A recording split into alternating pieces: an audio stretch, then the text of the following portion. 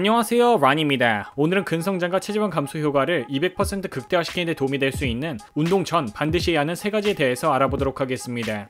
우선 첫 번째는 바로 베이킹소다입니다. 베이킹소다의 경우 중탄산 나트륨으로 빵과 치약 등에 사용되는 발효제로 알려져 있죠. 그런데 이 베이킹소다가 근성장에 굉장히 큰 도움을 줄 수 있다고 합니다. 실제로 격렬한 운동을 하는 운동선수들 중에서는 근육의 피로감을 낮추고 운동 수행 능력을 향상시키는데 이 베이킹소다를 사용하는 경우가 있다고 합니다. 특히 중탄산 나트륨의 경우 단거리 달리기와 같은 고강도 훈련을 진행하거나 1시간 내외로 진행하는 웨이트 트레이닝에 굉장히 큰 도움이 될 수 있다고 합니다. 고강도 훈련을 하게 되면 우리 몸은 수소 이온을 근육 조직으로 방출하게 되는데 이 중 일부는 근육세포에 남아 산도를 높이고 그로 인해 근육의 피로감을 증가시키게 된다고 합니다. 그런데 운동 전에 베이킹소다를 섭취하게 되면 근육 조직에서 대사 부산물을 제거하는 데 도움이 되고 이로 인해 더 좋은 수행 능력을 이끌어낼 수 있게 된다고 합니다. 쉽게 설명해 드리면 체내 산도가 올바로 균형이 잡혀 있을 때 우리 신체의 기능은 최적의 상태가 됩니다. 그런데 고강도 훈련은 체내 산도를 높이게 되죠. 이때 바로 베이킹소다가 산도의 균형을 맞추는 데 도움을 주면서 운동 수행 능력과 근육 피로감 감소에 굉장히 좋은 영향을 줄 수 있다는 것입니다. 실제로 한 연구에서는 16명의 건강한 여성들을 대상으로 중탄산 나트륨 섭취 그룹과 위약 섭취 그룹으로 나누어 8주간 비교관체 실험을 진행하였는데 베이킹소다의 섭취는 혈액과 근육 조직의 수소 이온을 감소시켜주고 근육의 단백질 합성에도 도움을 주었다고 알려집니다. 이외에 또 다른 연구에서는 스쿼트 1시간 전에 베이킹소다를 섭취하였더니 더 많은 반복 횟수를 진행할 수 있도록 도와주었다고 하네요.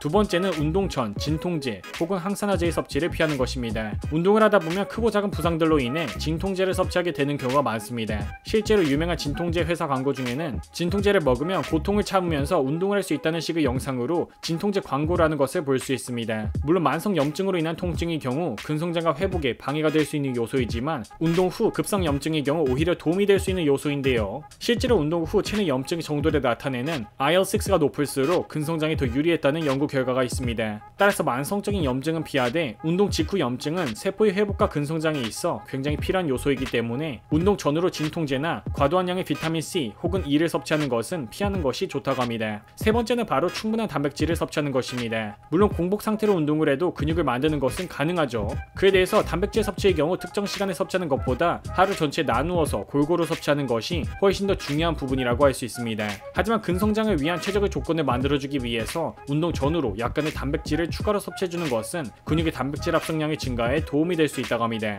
여러 연구들에서 이 부분을 뒷받침해주고 있으며 한 연구에서는 운동 전 20g 정도의 웨이 단백질을 섭취하는 것이 더욱 아나볼릭한 근성장에 도움이 될 수 있었다고 알려줍니다. 저 역시도 운동 전에는 빠르고 간단하게 섭취가 가능한 웨이 단백질 보충제 섭취를 즐겨하는 편인데요.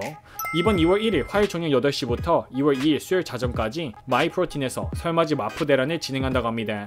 최대 80% 할인 특가와 함께 라니 할인 코드 입력 시 추가 43% 할인 이벤트를 진행 중이라고 하는데요. 웨이 단백질 보충제를 비롯한 여러가지 보충제 및 영양제가 필요하신 분들은 이번 기회에 저렴하게 구매하시는 것을 추천드립니다. 구독자분들 모두 건강하시고 득근하세요.